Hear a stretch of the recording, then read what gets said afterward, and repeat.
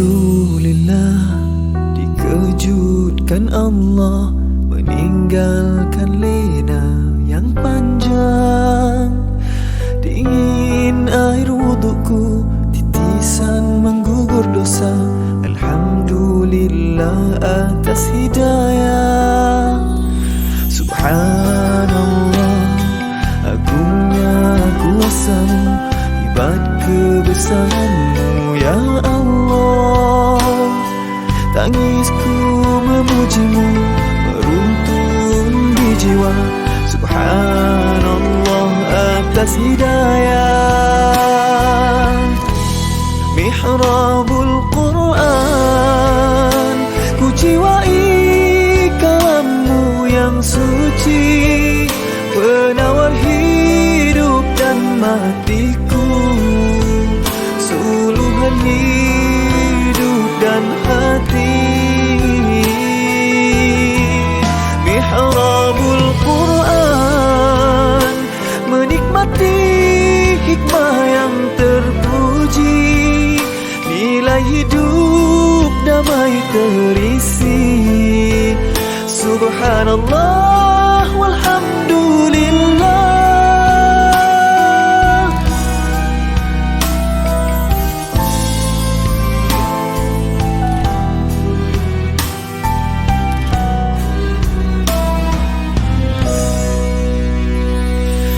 Alhamdulillah, dikejutkan Allah meninggalkan lena yang panjang. Dingin air wudukku, titisan menggugur dosa. Alhamdulillah atas hidayah. Subhanallah, agungnya kuasa-Mu, hebat kebesaran-Mu ya Allah. Tangisku memuji-Mu, meruntun di jiwa. Subhanallah atas hidayah. Subhanallah, alhamdulillah. Subhanallah, alhamdulillah. Subhanallah, alhamdulillah. Subhanallah, alhamdulillah. Mihrabul Quran, ku jiwai kalam-Mu yang suci, penawar hidup dan matiku, suluhan hidup dan hati. Mihrabul Quran, menikmati hikmah yang terpuji, nilai hidup damai terisi. Subhanallah walhamdulillah.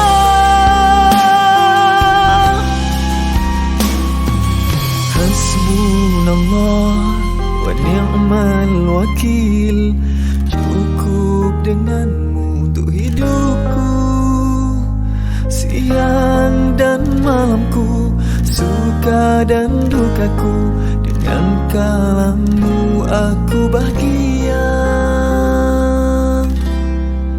ya Allah.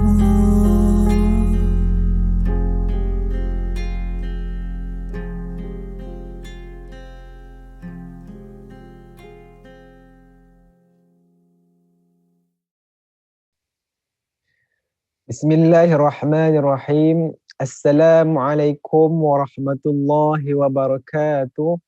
Alhamdulillahi rabbil alamin. Wassalatu wassalamu ala ashrafil anbiya'i wal mursalin wa ala alihi wa sahbihi ajma'in.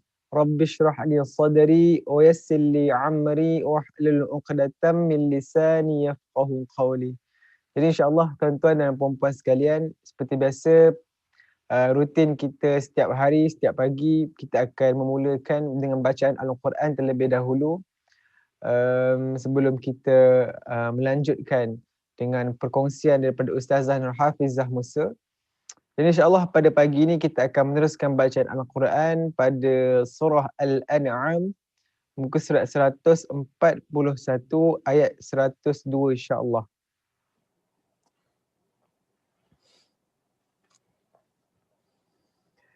Bismillahirrahmanirrahim. ذلكم الله ربكم لا إله إلا هو خالق كل شيء فاعبدوه وهو على كل شيء وكيل لا تدركه الأبصار وهو يدرك الأبصار وهو اللطيف الخبير قد جاءكم بصائر من ربكم فمن أبصر فلنفسه ومن عمي فعليها وما أنا عليكم بحفيظ وكذلك نصرف الآيات وليقولوا درست ولنبينه لقوم يعلمون اتبع ما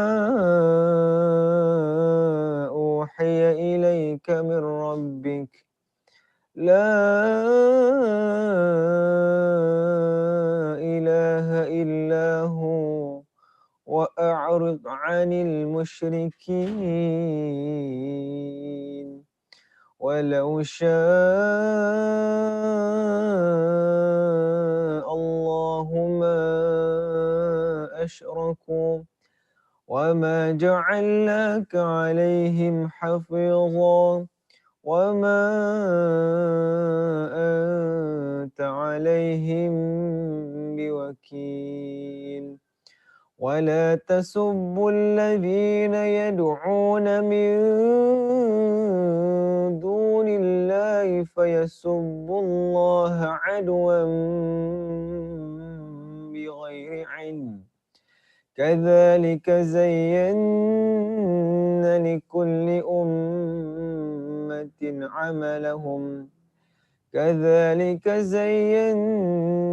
لكل أمة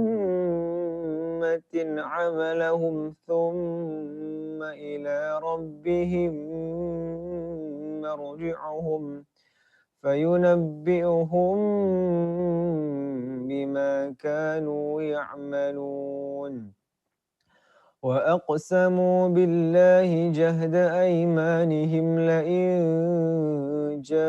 جاءتهم آية ليؤمنن بها قل إنما الآيات عند الله وما يشعركم أنها إذا جاءت لا يؤمنون ونقلب أفئدتهم وأبصارهم كما لم يؤمنوا به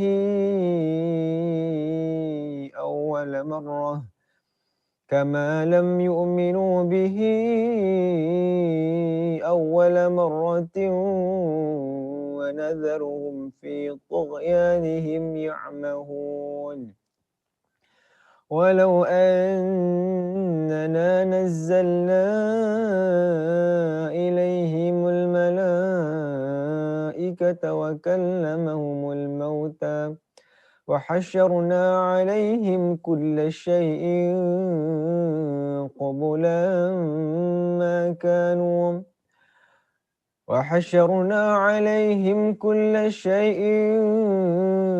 قبلا ما كانوا ليؤمنوا إلا أن يشاء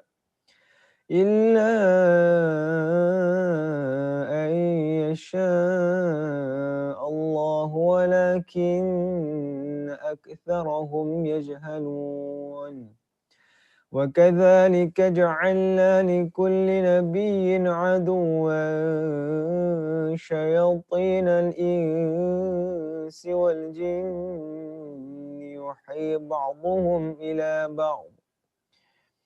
والجن يوحي بعضهم إلى بعض زخرف القول غرورا ولو شاء ربك ما فعلوه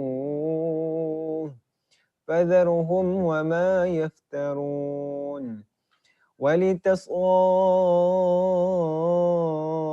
إليه أفئدة الذين لا يؤمنون بالآخرة وليرضوه وليقترفوا ما هم مقترفون أفغير الله أبتغي حكما وهو الذي أنزل إليكم الكتاب مفصلا والذين آتيناهم الكتاب يعلمون أنه منزل من ربك بالحق فلا تكونن من الممترين وتمت كلمة ربك صدقا وعدلا لا مبدل لكلماته وهو السميع العليم وإن تطع أكثر من في الأرض يضلوك عن سبيل الله إن يتبعون إلا الظن وإن هم إلا يخرصون إن ربك هو أعلم من يضل عن سبيله وهو أعلم بالمهتدين فكلوا مما ذكر اسم الله عليه إن كنتم بآياته مؤمنين وما لكم ألا تأكلوا مما ذكر اسم الله عليه وقد فصل لكم ما حرم عليكم إلا ما اضطررتم إليه وإن كثيرا ليضلون بأهوائهم بغير علم إن ربك هو أعلم بالمعتدين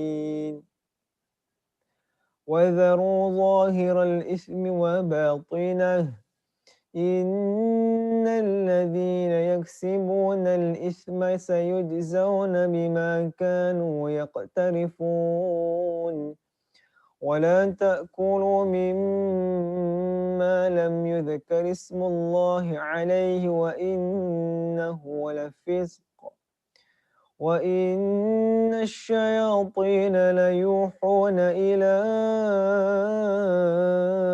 أوليائهم ليجادلوكم وإن أطعتموهم إنكم لمشركون أومن كان ميتا فأحييناه وجعلنا له نورا يمشي به في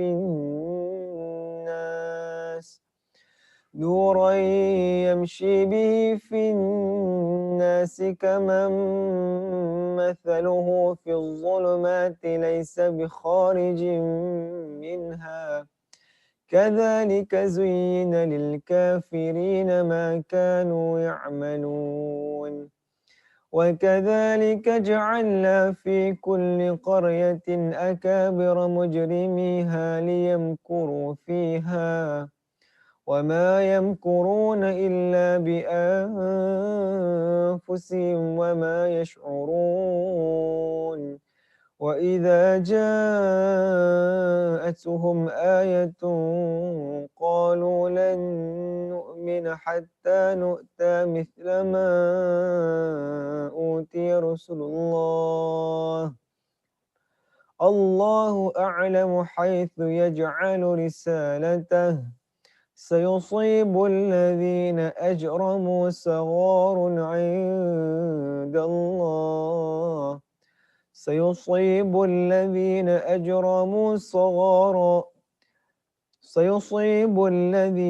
أجرموا صغار عند الله وعذاب شديد بما كانوا يمكرون صدق الله العظيم.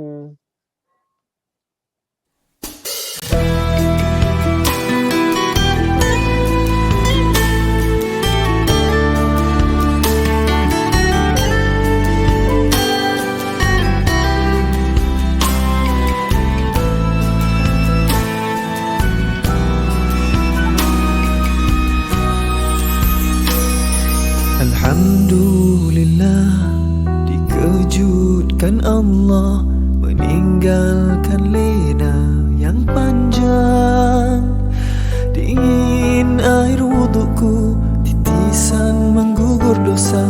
Alhamdulillah atas hidayah. Subhanallah, agungnya kuasamu, hebat kebesaranmu ya Allah. Tangisku memujimu meruntun di jiwa. Subhanallah atas hidayah. Mihrabul Quran, ku jiwai kalammu yang suci, penawar hidup dan matiku, suluhan hidup dan hati.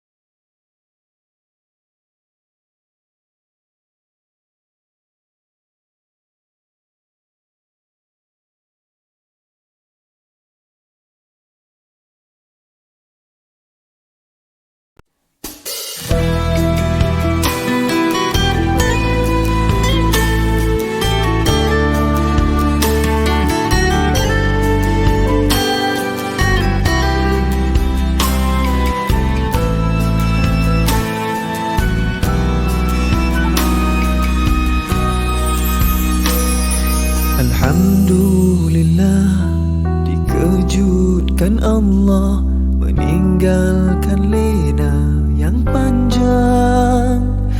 Dingin air wudukku, titisan menggugur dosa. Alhamdulillah atas hidayah. Subhanallah, agungnya kuasamu, hebat kebesaranmu ya Allah. Tangisku memujimu meruntun di jiwa. Subhanallah atas hidayah.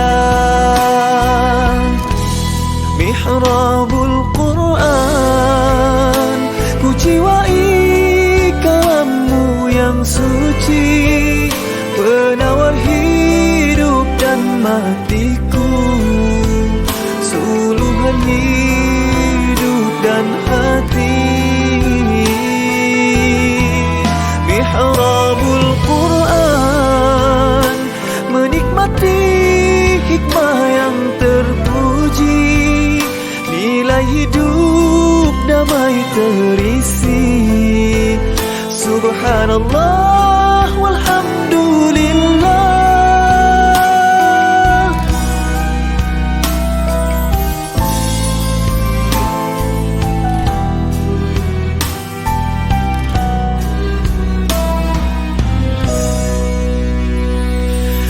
Alhamdulillah,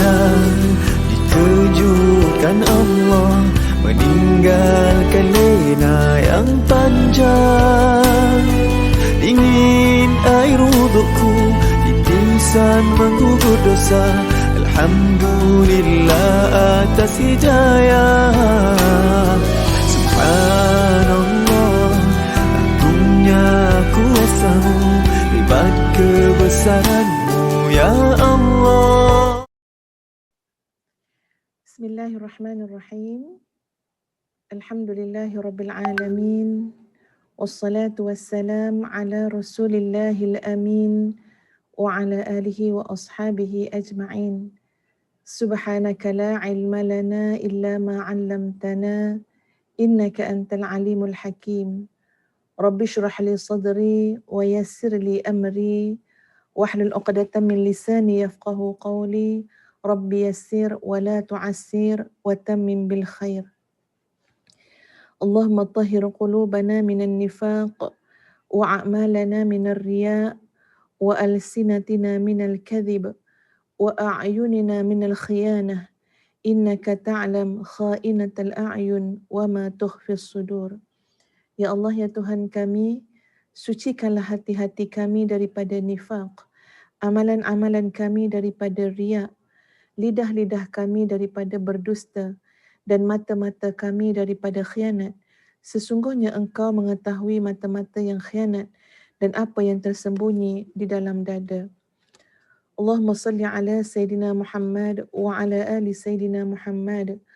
Allahumma inna nas'aluka tawfiqa ahli al-huda wa a'mala ahli al-yaqin wa munasahata ahli al-tawbah wa azma ahli al-sabr wa jidda ahli al-khashyah wa talaba ahli al-raghbah wa ta'abbuda ahli al-wara' wa irfana ahli al-ilmi hatta nakhafak. Allahumma inna nas'aluka makhafatan tuhjizuna an ma'asik hatta na'mala bita'atika amalan nastahiqqu bihi ridak wa hatta nunasihaka fit tawbah wa khawfan minka wa hatta nakhlisa laka an-nasihah hubban laka wa hatta natawakkala alayka fil umuri kulliha wa husna dhanni bika. Subhana khaliqin nur, subhana khaliqin nur, subhana khaliqin nur. Rabbana atmim lana nurana waghfir lana innaka ala kulli syai'in qadir birahmatika ya arhamar rahimin. Wahai Allah, kami memohon kepadamu taufik orang-orang yang mendapat petunjuk. Kami memohon amalan orang-orang yang yakin, ketulusan orang-orang yang bertaubat, keteguhan hati orang-orang yang sabar, kesungguhan orang-orang yang takut, permohonan orang-orang yang mengharap, ibadah orang-orang yang wara' dan kebijaksanaan orang-orang yang berilmu sehingga kami merasa takut kepadamu.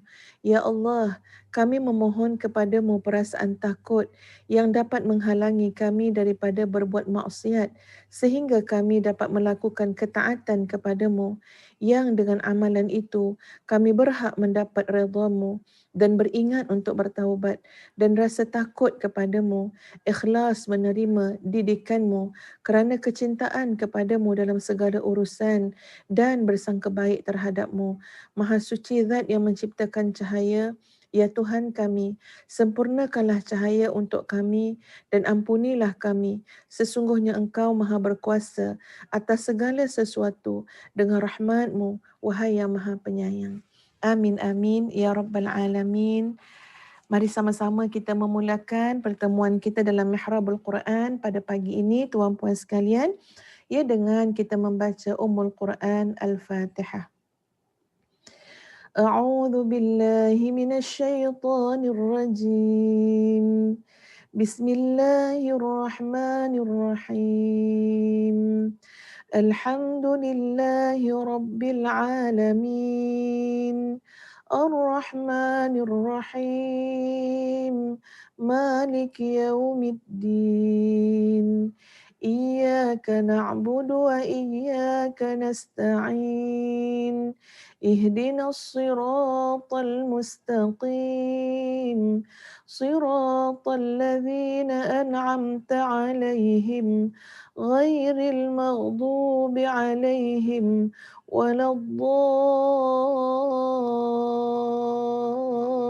waladdallin. Amin. Alhamdulillah, sahabat-sahabat yang dikasihi sekalian, tuan-puan, apa khabar semua? Lama Ustaz tak menyapa ya sahabat-sahabat dalam ruangan komen. Apa khabar Puan Farah Wahidah? Apa khabar Puan Wati Hafiz? Puan Yuni Soka, Puan Saleha Ismail? Ya, apa khabar Puan Anissa Hassan?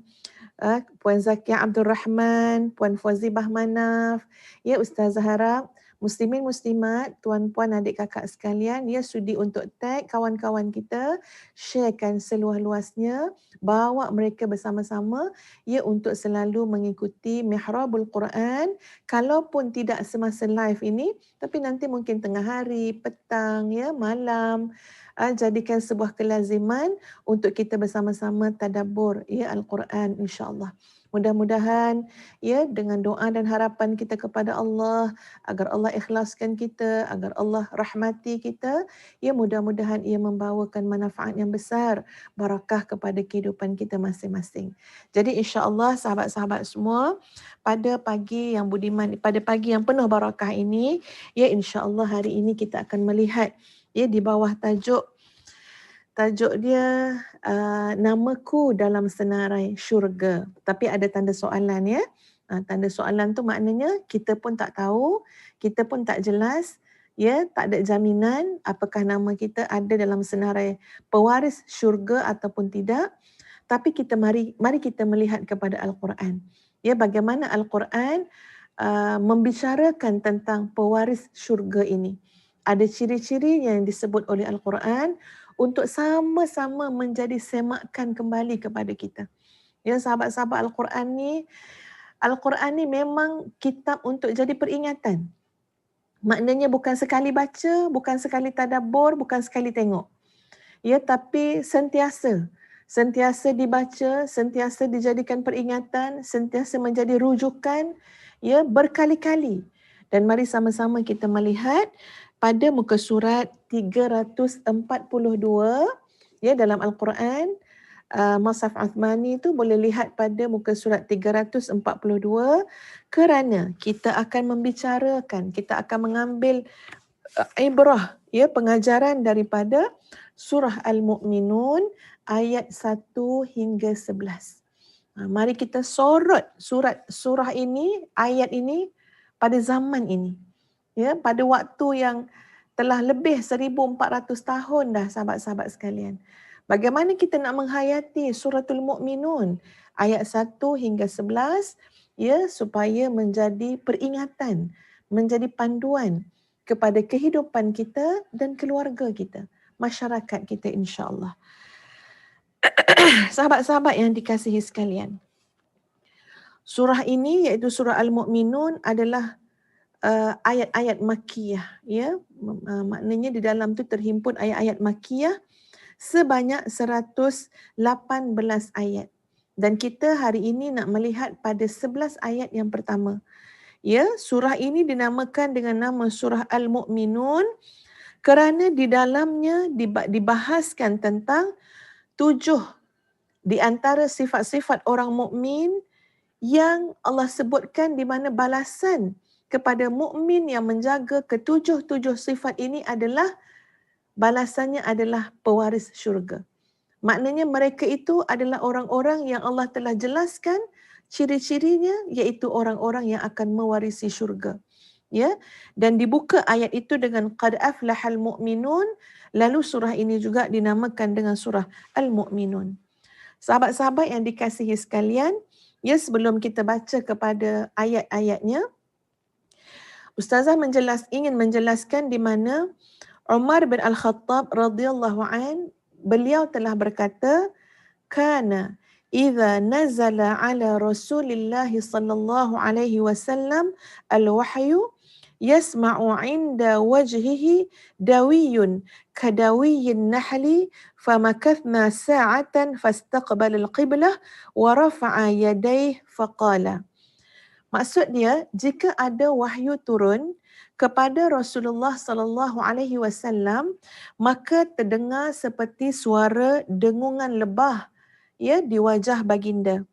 Jika begitu, maka kami semua akan berhenti sejenak hingga kondisi yang meliputi baginda itu hilang.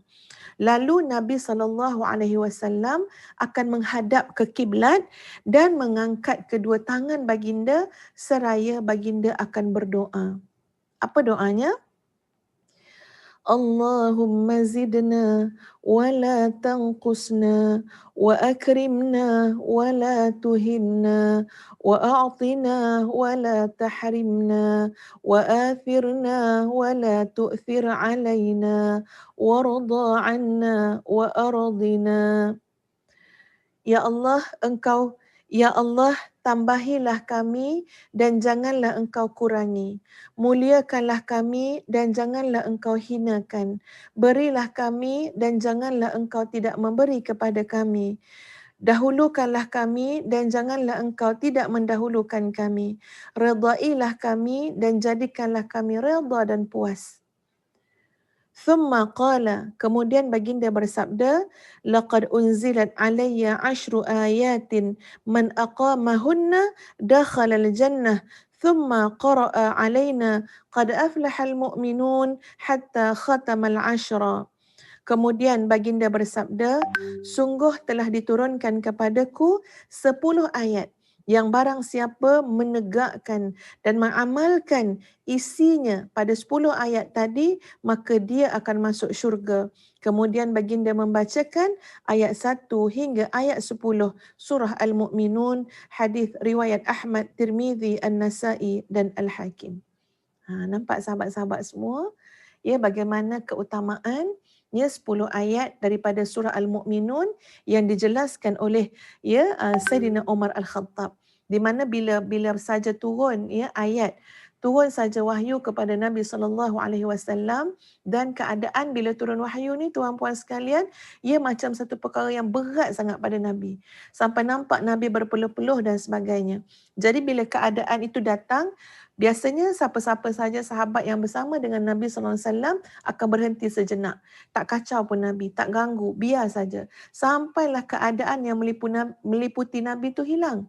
Ya, maknanya Nabi dah kembali macam biasa. Dan bila kembali kepada keadaan biasa, Nabi akan berdoa dengan doa yang telah pun Ustazah sebutkan tadi. Iaitu doanya, Allahumma zidna wa la tanqusna wa akrimna wa la tuhinna wa a'tina wa la tahrimna wa athirna wa la tu'thir alaina warda 'anna wardina. Doa ini sahabat-sahabat sekalian, Ustazah ada kongsikan dalam buku doa mihrab, dan boleh saja nak kongsikan lagi insya-Allah dalam Instagram dan juga Facebook Ustazah. Tapi nak bagi tahu sahabat-sahabat sekalian, ini di antara doa yang sangat memberikan ketenangan. Kita serabut-serabut dengan urusan dunia, kita serabut dengan dosa dan maksiat kita sendiri, kita serabut dengan macam-macam tuan-puan, kadang-kadang apa yang berlaku dalam ujian hidup kita juga, kalau tidak mendapat bimbingan, panduan, kalau tak benar-benar tawakal kepada Allah, hati kita akan keluh kesah, akan gelisah. Tapi sebaik kita menyerahkan diri kepada Allah, bertawakal kepada Allah, dan kita berdoa dengan doa ini, Masya Allah, Subhanallah, terasa amat lega dan lapang. Kita nampak nikmat orang, macam-macam Allah bagi pada nikmat pada orang lain. Kadang-kadang boleh menjadi benda yang buruk pada hati kita. Kita pula rasa dengki, kita pula rasa tak sedar hati dan sebagainya. Tapi bila kita doa seperti ini sahabat-sahabat, kita ada kebahagiaan dalam melihat bahagian orang lain. Kita ada kepuasan dalam menerima bahagian kita. Masya Allah, subhanallah, sahabat-sahabat tolonglah, hafazkanlah doa ini, jadikan amalan. Ustazah bacakan sekali lagi. Allahumma zidna wa la tanqusna. Ya Allah, engkau tambahilah kami dan jangan kurangi kami. Wa akrimna wa la tuhinna, muliakanlah kami dan janganlah engkau hinakan. Wa a'tina wa la tahrimna, berilah terus kepada kami dan janganlah engkau haramkan ataupun tidak memberi kepada kami. Wa athirna wa la tu'thir alaina, engkau dahulukanlah kami, janganlah engkau dahulukan yang lain selain daripada kami. Warda 'anna wardina, dan jadikanlah kami dan redalah ke atas kami dan jadikanlah kami juga reda dan puas. Kemudian kalau mengikut pada apa yang diceritakan oleh Sayyidina Umar Al-Khattab, Kemudian Nabi pun akan membicarakan tentang 10 ayat daripada surah Al-Mu'minun di mana Nabi mengatakan siapa tegakkan ayat tu, siapa amalkan ayat tu, dakhalal jannah, dia akan masuk syurga. Jadi ini adalah di antara keutamaan 10 ayat daripada surah Al-Mu'minun. Yes, dan begitu juga ketika mana ditanya kepada Sayyidatuna Aisyah radhiyallahu anha. Qulna li Aisyah, ini adalah daripada Yazid bin Babinus. Ia mengatakan, kami telah bertanya kepada Ummul Mukminin iaitu Aisyah radhiyallahu anha. Kaifa kana khuluqu Rasulillah sallallahu alaihi wasallam? Macam mana akhlak Nabi itu? Qalat, lalu Aisyah pun menjawab, kana khuluqu Rasulillah sallallahu alaihi wasallam al-Qur'ana. Akhlak Nabi itu adalah Al-Quran. Faqara'at, lalu Sayyidatuna Aisyah radhiyallahu anha pun membacakan qad aflahal mu'minun, iaitu surah Al-Mu'minun ayat 1, hatta intahat ila, sehinggalah dia berhenti pada walladzina hum ala salawatihim yuhafizun. Dan Sayyidatuna Aisyah berkata, hakadha kana khuluqu Rasulillah SAW, demikianlah akhlak Nabi sallallahu alaihi wasallam. Jadi kita dah tak sabar sahabat-sahabat semua untuk membaca surah Al-Mu'minun ayat 1 hingga 11. Ayat 1 hingga 11 sebab kita nak ambil pada ayat yang mengatakan tentang warisan syurga itu. Jadi mari sama-sama kita menghayatinya dengan sebaik-baiknya insya-Allah. A'udzu billahi minasyaitonir rajim. Bismillahirrahmanirrahim. قد أفلح المؤمنون الذين هم في صلاتهم خاشعون والذين هم عن اللغو معرضون والذين هم للزكاة فاعلون والذين هم لفروجهم حافظون إلا على أزواجهم أو ما ملكت أيمانهم فإنهم غير ملومين فمن ابتغى وراء ذلك فأولئك هم العادون والذين هم لأماناتهم وعهدهم راعون والذين هم على صلواتهم يحافظون أولئك هم الوارثون الذين يرثون الفردوس هم فيها خالدون. Sadaqallahul azim.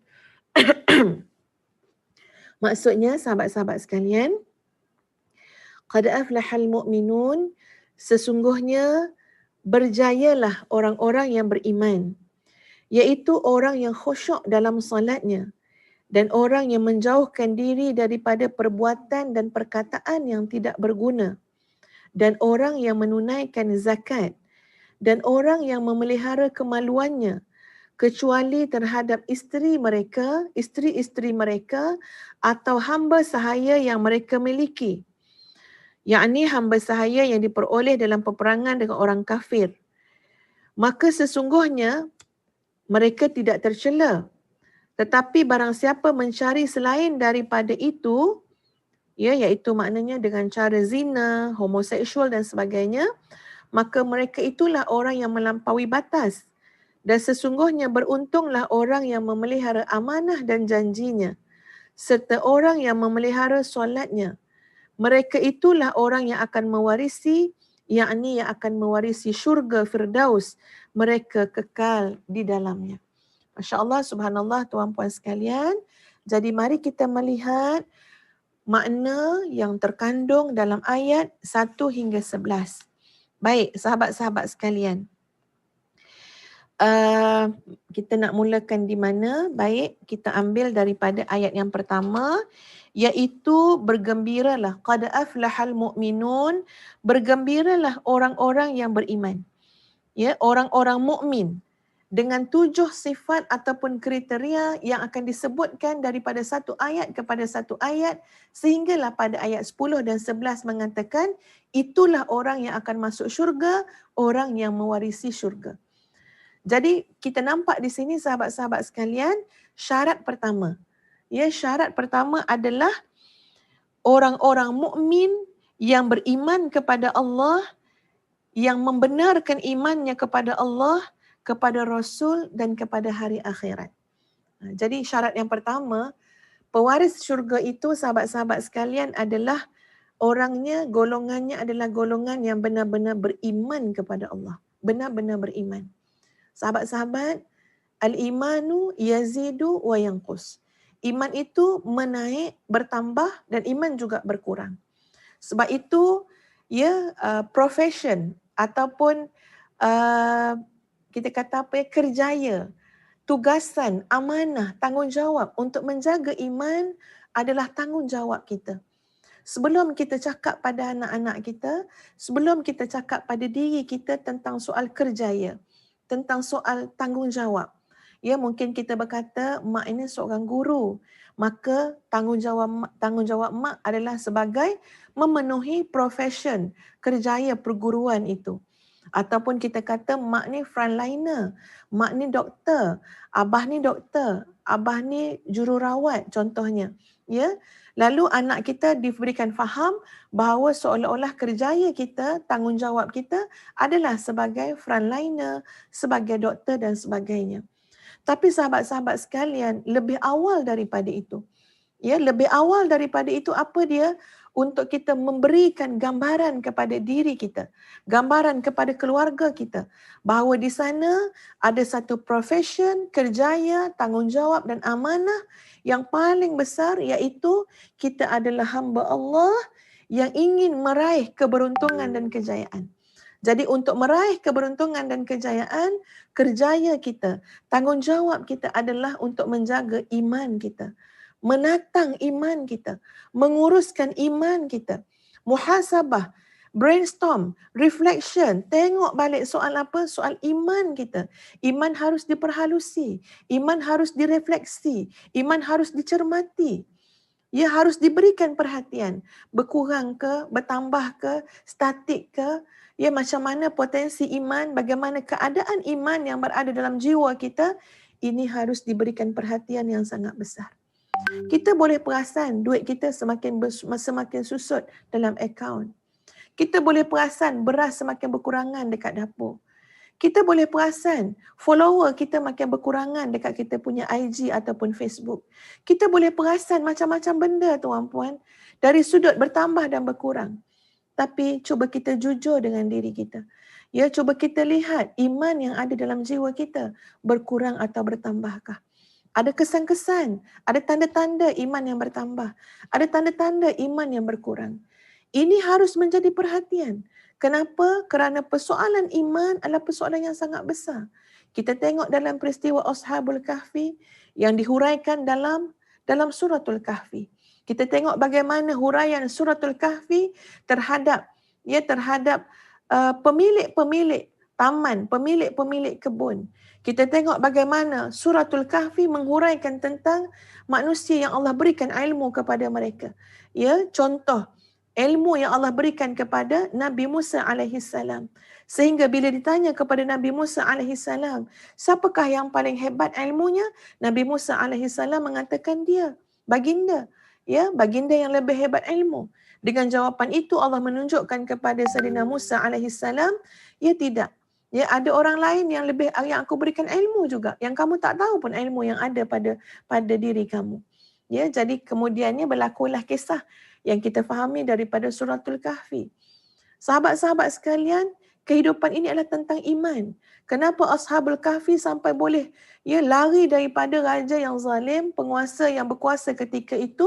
Mereka bukan nak jaga rumah mereka. Mereka bukan nak jaga harta mereka. Bahkan mereka masuk ke dalam gua itu pun tak bawa harta benda yang mereka ada. Hanya sekadarnya saja. Tapi kenapa mereka lari daripada penguasa, daripada pemerintah ketika itu? Kerana mereka nak menjaga iman dalam jiwa mereka. Keyakinan kepada Allah Azza wa Jalla. Jadi ini adalah sifat orang beriman. Sifat orang yang beruntung, yang berjaya, kita akan dapati mereka sentiasa menjadikan urusan iman, urusan yang paling besar dalam hidup mereka. Iman aku ni rasa macam berkurang ni. Iman ni rasa macam lemah ni. Maka mereka akan buat sesuatu. Untuk apa? Untuk meningkatkan, menyuburkan, meneguhkan iman tersebut. Kita berharap kepada Allah Azza wa Jalla. Kita berdoa tuan-puan, diri kita, anak keturunan kita, biar boleh menjadikan persoalan iman, persoalan yang besar. Pagi hari lagi dah tengok dah iman aku macam mana. Tengah hari lepas solat zuhur ingat, tengok bagaimana imanku. Keyakinan kita kepada Allah, kepada Rasul, kepada kitab, kepada hari akhirat. Semua itu Masya Allah memberikan kesan yang amat besar kepada hidup kita tuan-puan sekalian. Kalau tidak ada iman kepada Allah, kepada perkara-perkara gaib, kepada rukun iman yang Allah jelaskan, turunkan kepada kita tuan-puan sekalian, sudah barang pasti ketakwaan juga tidak akan ada.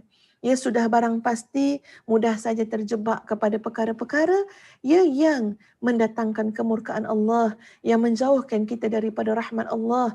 Bahkan elok-elok jalan kita road to jannah, tiba-tiba dah jadi road to sa'ir. Dah jadi jalan kepada neraka sa'ir, wal-iyadzubillah. Jadi Ustazah tak naklah panjang-panjang sangat bercakap pada ciri yang pertama, sebab insya-Allah pada waktu yang lain ada ayat-ayat yang lain kita akan lebih fokuskan kepada soal keimanan. Tapi harus kita fahami sahabat-sahabat sekalian bahawa perkara pokok kepada keberuntungan dan kejayaan adalah soal keimanan dalam hati kita. Inilah yang seharusnya menjadi urusan besar kita. Nabi SAW menjelaskan, jaddidu imanakum.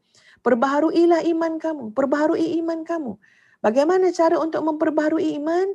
Dengan la ilaha illallah. Dengan kalimah la ilaha illallah.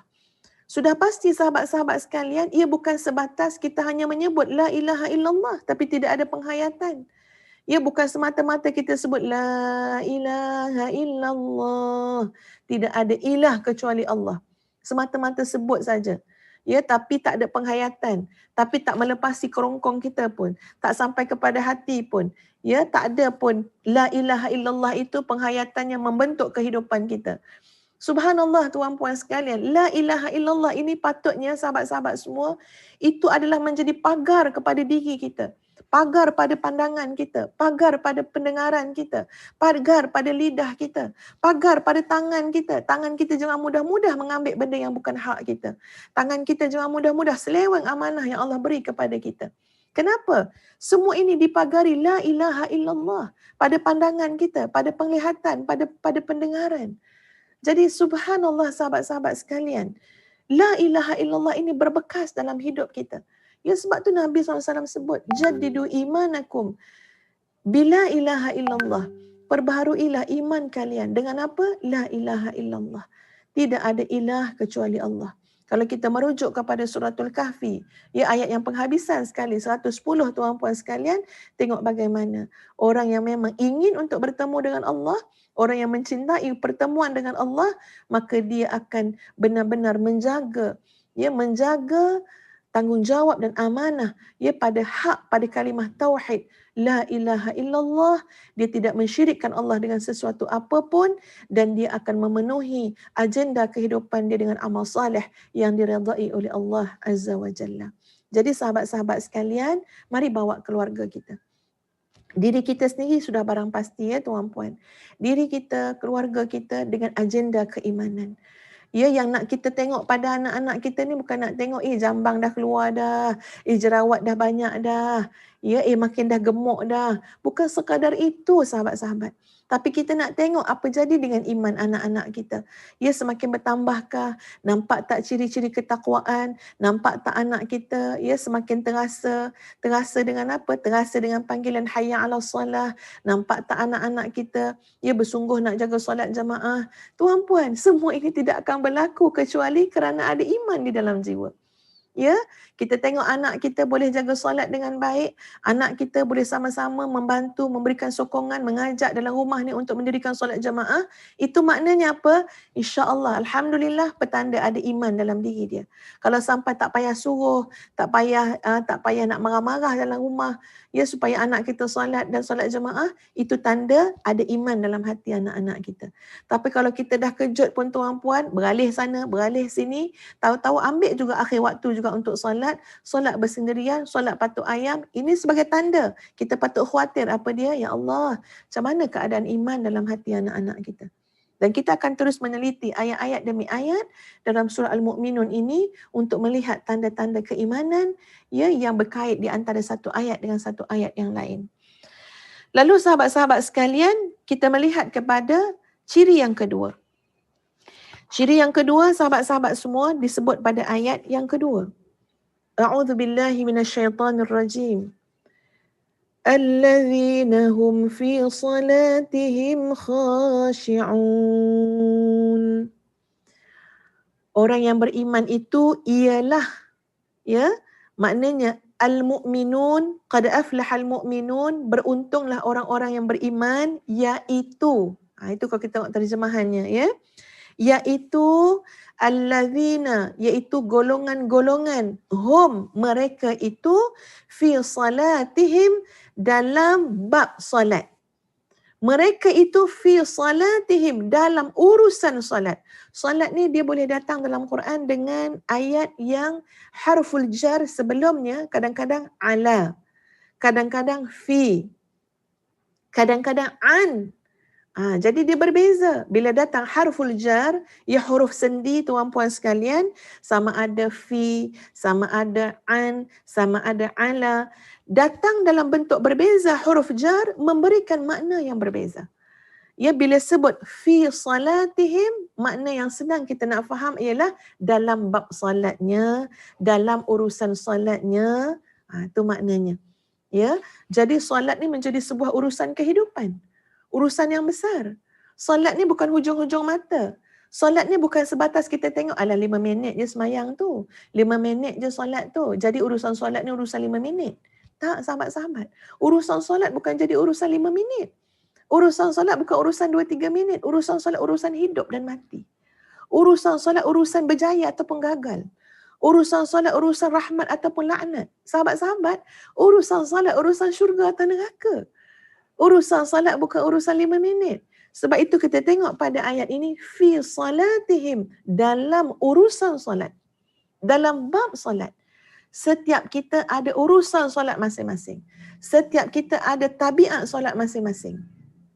Urusan salat itu dah jadi tabiat kita, sahabat-sahabat. Macam mana ada orang makan, dia makan mesti banyak. Makan, tabiat makan mesti 2 pinggan. Tabiat makan mesti jaga betul-betul. Pagi makan, tengah hari makan, tak pernah skip. Itu tabiat makan dia. Ada orang tabiat makan dia sikit sangat. Memang tabiat makan dia sikit, kurang selera. Ya, kemudian dia selalu skip. Tengah hari tak makan, pagi tak makan. Itu tabiat makan dia. Malam langsung tak makan. Ada orang tak boleh tak makan malam. Ya, itu tabiat makan. Solat ada tabiatnya, sahabat-sahabat, yang terbina daripada kita kecil. Sama ada kita sedar ataupun tak sedar. Ada orang tabiat solat dia, Zuhur mesti lewat. Sebab apa? Dia nak asar di awal. Itu tabiat dia. Ada orang memang solat dia sentiasa bahagian lewat je. Bahagian awal tak dapat. Tuan-puan kena faham juga apa yang saya sebut ni. Ya, kalimah yang saya sebut ni. Ada orang rezeki solat dia semua akhir waktu. Ada orang rezeki solat dia semua awal waktu dan jamaah. Takut kan dengar ayat macam ni? Kenapa kita ni sentiasa mendapat bahagian yang hujung-hujung? Kenapa kita ni sentiasa mendapat bahagian yang lewat-lewat je? Sebab kita tidak melihat urusan solat sebagai urusan yang besar. Kita hanya melihat urusan solat sebatas untuk menjawab pertanyaan. Dah solat ke belum? Dah. Ya, solatlah 3-4 minit. Sahabat-sahabat, dalam ayat ini menyebut allazina hum fi salatihim khashi'un. dalam urusan solatnya, dalam solatnya itu sendiri, khashi'un, nilai yang sangat besar yang disebut di sini adalah mereka itu khusyuk, ya, sentiasa fokus, sentiasa memberikan perhatian, sentiasa tuan-puan sekalian merendahkan dan menundukkan diri kepada Allah Azza wa Jalla serta takut kepadanya. Ini adalah makna khusyuk. Mungkin ada banyak lagi makna-makna yang lain, tapi makna itu terkumpul kepada merendahkan diri, menundukkan hati atau menundukkan diri, maknanya semua sekali kepada Allah Azza wa Jalla dan merasa takut kepadanya. Ini terpakai dalam solat dan di luar solat. Kita tak nak memahami bab solat ni tuan-puan, dalam solat kita rasa khusyuk sangat, tapi tiba-tiba di luar solat tidak ada lagi dah bekas. Tak ada bekas daripada khusyuk. Itu maknanya perasaan seorang-seorang. Itu maknanya ada benda tak menepati khusyuk yang sebenar. Sebab khusyuk dalam solat kita akan nampak tuan-puan, dia takut kepada Allah. Dia bertakwa kepada Allah. Dia merendah diri. Dia benar-benar tunduk dan patuh sama ada suruhan Allah ataupun larangan Allah. Dua benda yang saya selalu tekankan. Dan ia adalah peringatan kepada diri ustazah sendiri.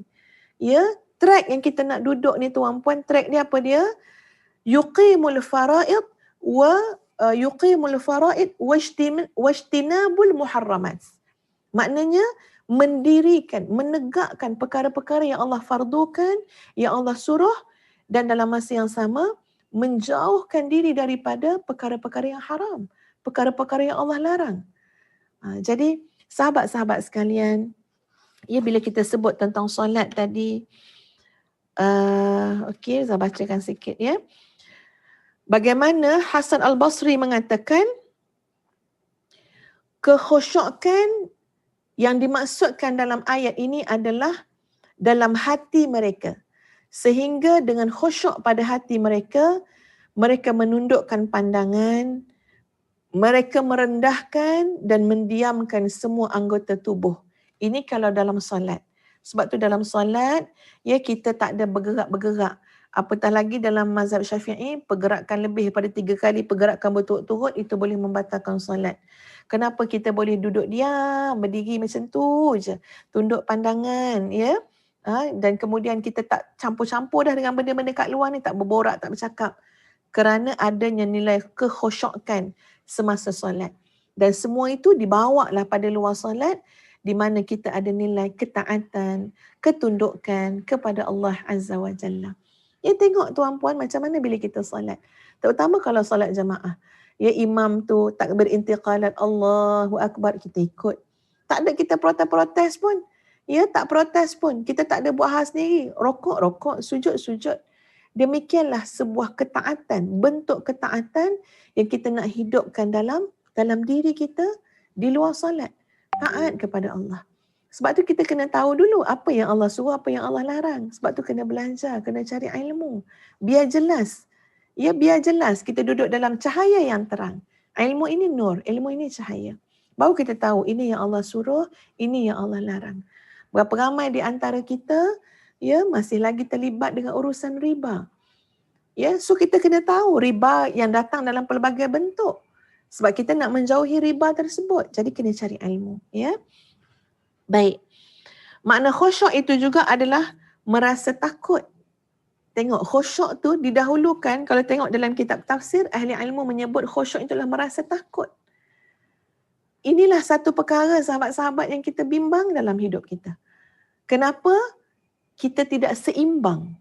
Ya, tak stabil, tak seimbang dari sudut meletakkan harapan dan ketakutan kepada Allah. Ada dua sayap tuan-puan. Al-khawfu war-raja'u. Kalau kita tengok dalam perbincangan ulama pun selalu menyebut al-khawf lebih dulu daripada ar-raja'. Maknanya apa? Takut dan harap. Takut dan harap. Jangan kita hanya mengambil pendekatan harap saja. Asyik harapan je. Ya, Allah baik. Allah penyayang. Allah pengampun. Itu memang membina harapan kepada Allah. Tapi jangan ambil yang tu je. Kalau tidak membina ketakutan kepada Allah dengan ayat-ayat tanzir, inzar, ya, peringatan, ancaman, ayat-ayat yang menjelaskan tentang azab Allah, tentang sifat Allah, tentang nama Allah, Al-Muntaqim, Al-Jabbar, Al-Qahhar. Ya, Allah itu syadidul iqab, Allah itu berat azabnya dan sebagainya. Inna azabi la syadid dan sebagainya.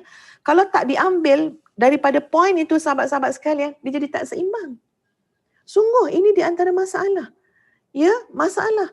Hanya memberikan, hanya mengukuhkan dari sudut ar-raja, harapan, tapi sangat lemah dari sudut al-khauf, ketakutan kepada Allah, itu menjadikan orang bermudah-mudah dengan maksiat. Alah tak apalah, ya, kita boleh taubat. Alah tak apalah, ya, Allah tu Maha Penyayang. Alah tak apalah, ya, rahmat Allah tu luas. Ustaz tak menafikan semua yang disebut tadi. Tapi ketika mana kita berhadapan dengan peluang, kesempatan untuk melakukan maksiat, tuan-puan, masa tu bukan harapan saja yang diperlukan. Al-khawf, al-khasyah, at-taqwa, ketakutan kepada Allah Azza wa Jalla, kepada azab Allah. Kamu berani nak buat maksiat sekarang. Kamu berani nak berzina sekarang. Ya, berlenggok-lenggok dah perempuan di hadapan kamu. Ya, rasa nak terekam sangat dah perempuan tu. Walhal kamu ada isteri di rumah. Walhal kamu ada pasangan isteri yang sah di rumah. Tapi kamu masih lagi nak apa dia? Nak juga buat benda keji dan mungkar dengan wanita lain yang bukan isteri kamu. Masa tu nampak itulah yang paling cantik, itulah yang paling lawa. Terasa best yang ini ni sebab belum pernah rasa lagi. Macam-macam tuan-puan. Macam-macam godaan syaitan dan nafsu. Masa tu kita nak kata apa? Nak kata, alah tak apalah, ya, berzina sekali ni je seumur hidup kita. Malam nanti kita taubatlah pada Allah. Allah tu kan penyayang. Agak-agak macam mana tuan-puan? Ada kekuatan nak berhadapan dengan godaan itu? Atau kita kata, inna azabi la syadid. Ya, sesungguhnya azab Allah itu sangat dahsyat. Boleh jadi aku sentuh je perempuan tu, ya, aku mulai je berzina dengan perempuan tu, kuasa Allah itu berkuasa tarik nyawa aku masa tu. Aku nak ke mengakhiri hidup aku dengan demikian. Sedangkan aku berhari-hari cuba jaga iman. Aku berhari-hari minta husnul khatimah. Tapi sekarang datang ujian daripada Allah. Datang godaan sebagai ujian keimanan.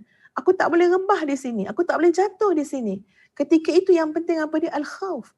Sebab itu kita tengok di antara makna khusyuk, tuan-puan, merasa takut, merasa kerdil, merasa hina diri.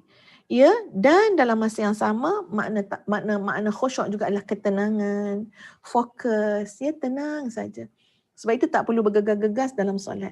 Ya, kalau solat yang terlampau laju ni pun Ustaz pun tak faham juga. Dan ini peringatan pada Ustazah juga. Ya, tenang-tenang dalam solat. InsyaAllah itu adalah latihan ketenangan. Sahabat-sahabat kalau nak latih supaya tak gelojoh, tidak isti'ajal, tidak gopoh-gapah. Ya, kadang-kadang ada karakter kita kan gopoh-gapah, ya. Cuba latih dengan urusan solat ni. Solat kita uruskan dengan tertib, ya, dengan tenang. InsyaAllah nanti ketenangan tu akan dapat juga pada perkara-perkara yang lain. Khusyuk dalam solat ni tuan-puan sekalian, ya, hanya boleh didapati oleh orang-orang yang hati dan fikirannya benar-benar memberikan perhatian pada hak-hak dalam solat. Apa yang kita sebut, ya, apa pergerakan yang kita lakukan, ya, dan kosong daripada segala hal yang lain. Ketika itu orang yang solat akan mendapat ketenangan dan kedamaian dalam hatinya. Nabi SAW bersabda, ya, hubbiba ilayya minad dunya nisa'u wat-tibu wa ju'ilat qurratu 'aini fi shalah. Sesuatu daripada dunia ini yang menjadikan aku senang kepadanya adalah wanita. Sudah pasti wanita ini maksud wanita yang memang halal, ya, untuk seseorang itu. Wat-tibu, dan juga wangi-wangian.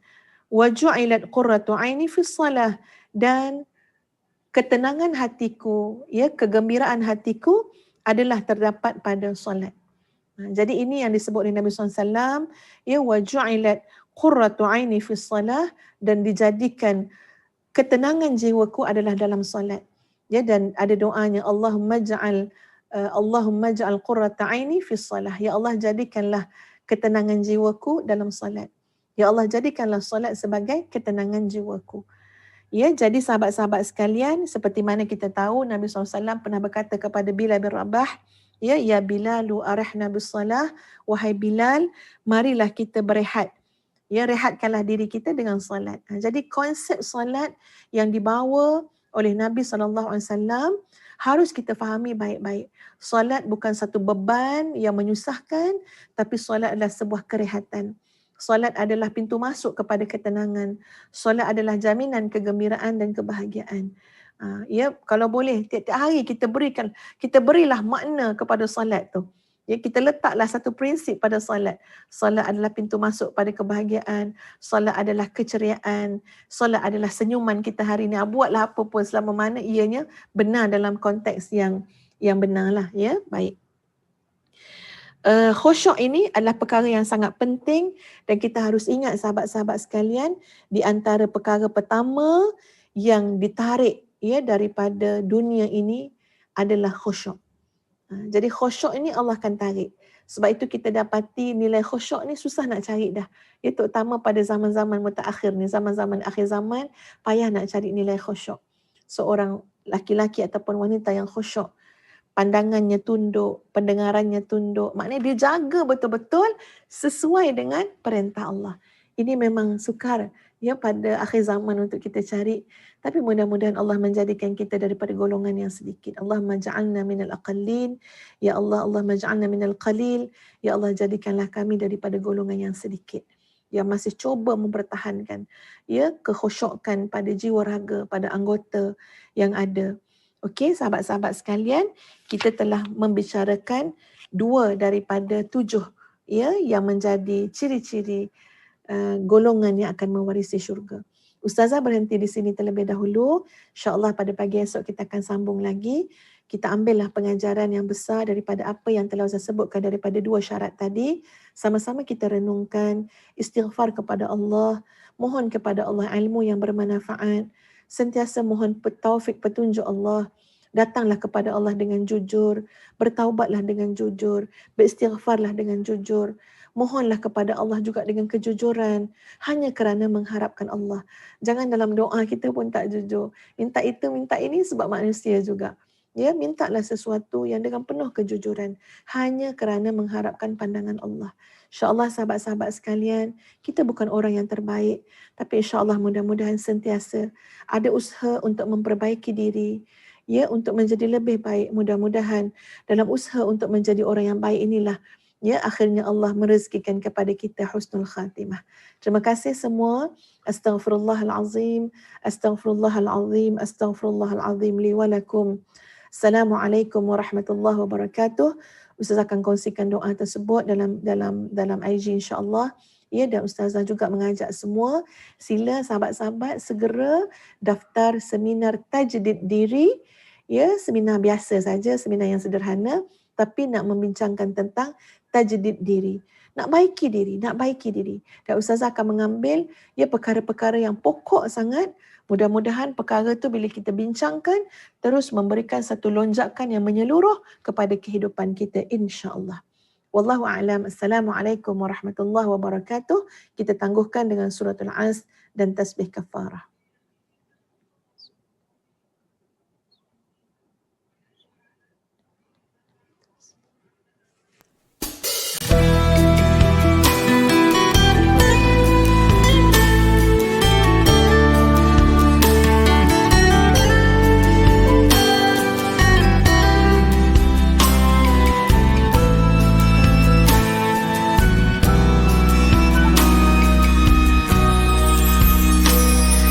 Alhamdulillah, dikejutkan Allah meninggalkan lena yang panjang.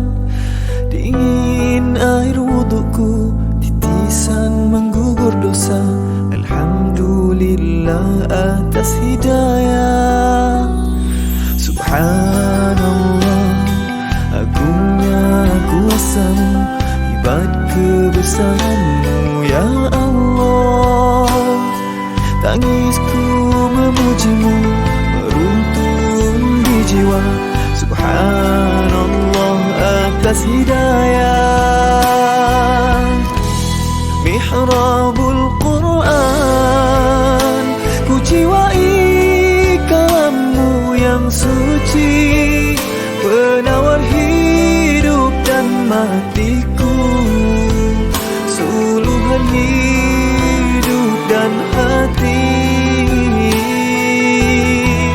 Mihrabul Quran, menikmati hikmah yang terpuji, nilai hidup damai terisi. Subhanallah walhamdulillah.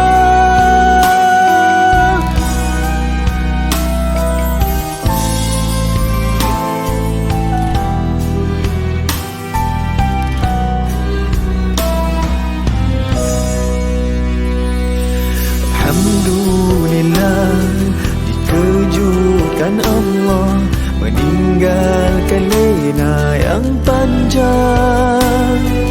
Dingin air wudukku, titisan menggugur dosa. Alhamdulillah atas hidayah.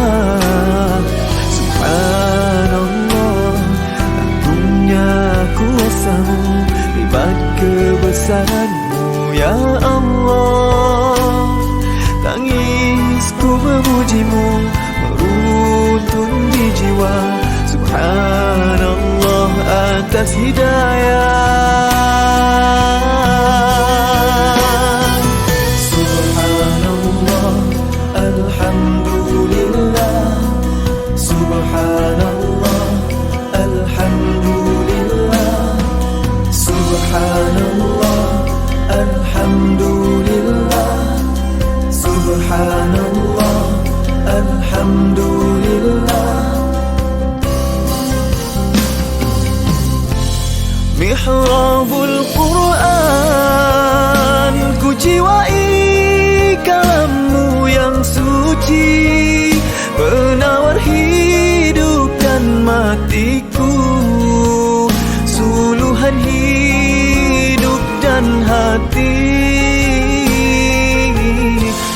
Mihrabul Quran, menikmati hikmah yang terpuji, nilai hidup damai terisi.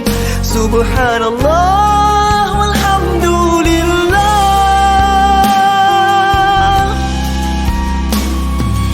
Hasbunallah wa ni'mal wakil, cukup dengan-Mu untuk hidupku. Siang dan malamku, suka dan dukaku, dengan kalam-Mu aku bahagia. Ya Allah.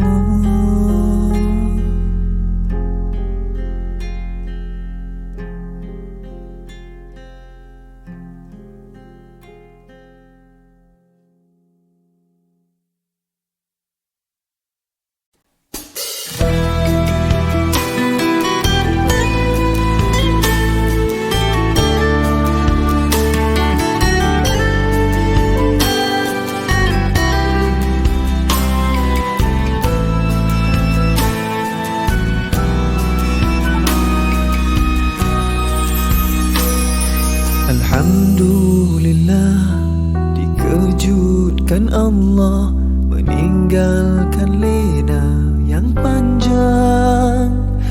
Dingin air wudukku, titisan menggugur dosa. Alhamdulillah atas hidayah. Subhanallah, agungnya kuasa-Mu, hebat kebesaran-Mu ya Allah. Tangisku memuji-Mu, meruntun di jiwa. Subhanallah atas hidayah. Mihrabul Quran, ku jiwai kalam-Mu yang suci, penawar hidup dan matiku, suluhan hidup dan hati. Mihrabul Quran, menikmati hikmah yang terpuji, nilai hidup damai terisi. Subhanallah walhamdulillah.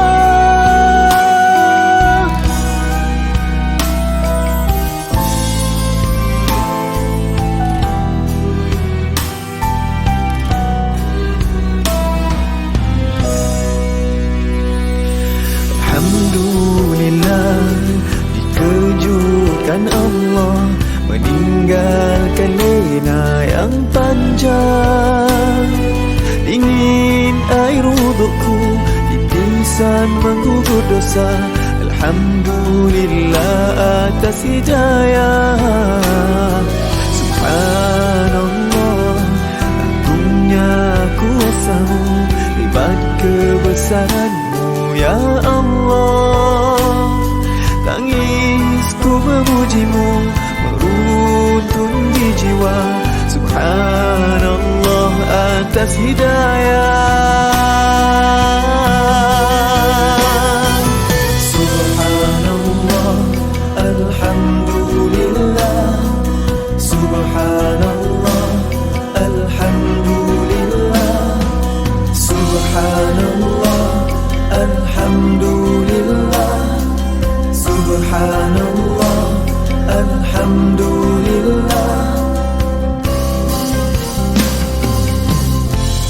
Mihrabul Quran, ku jiwai kalammu yang suci, penawar hidup dan matiku, suluhan hidup dan hati. Mihrabul Quran, menikmati hikmah yang terpuji, nilai hidup damai terisi. Subhanallah walhamdulillah.